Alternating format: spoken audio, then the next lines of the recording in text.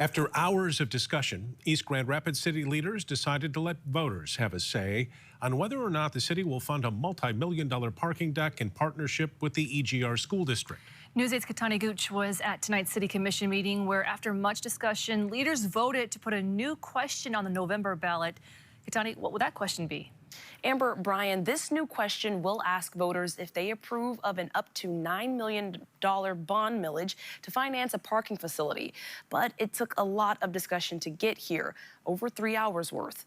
The only regular agenda item on the East Grand Rapids City Commission's agenda was to discuss a resolution to add an up to $10 million bond millage request on the November ballot to finance a 3-story parking facility. After a brief presentation of the proposal from the city manager, Shay Charles, there was much discussion from commissioners covering a wide range of topics like how many students will actually use that facility that would provide 240 spaces, and how much of the cost and financing the school and the city would be responsible for. Commissioners across the board seem to be split, with some wanting to move forward with placing the question on the fall ballot and others wanting to wait for more information. Despite opposition from multiple residents in attendance, ultimately there were more commissioners who wanted to move forward. Even after 2 hours of discussion, this actually sparked another conversation about resolution language. Multiple options were provided Monday night to leaders, some varying in dollar amounts for the bond millage and others varying in descriptions of the structure, calling it a, quote, public parking facility.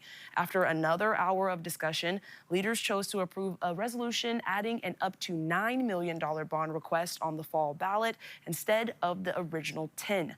This passing again despite overall disapproval from those in attendance. The hours of back and forth from commissioners leading residents to believe they're moving too quickly. What seems to be going on here is a piece of putty and you all are kind of squeezing it, trying to make it fit in something you can approve. If you're doing your due diligence review and you're scrutinizing, you haven't done it. I would never turn in a legal brief that was this uncertain. I truly came into this meeting wanting to say, let's take the most democratic pathway and let the voters decide.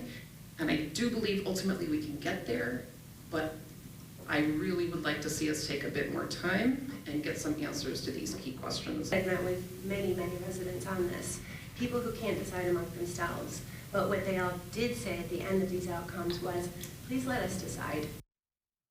So again, a lot happened tonight, but leaders did decide to put that question on the ballot. They also said tonight that technically the school can move forward with plans whether or not the bond passes in November. Whether or not the school has the funding to continue without help from the city is unclear at this point. Brian.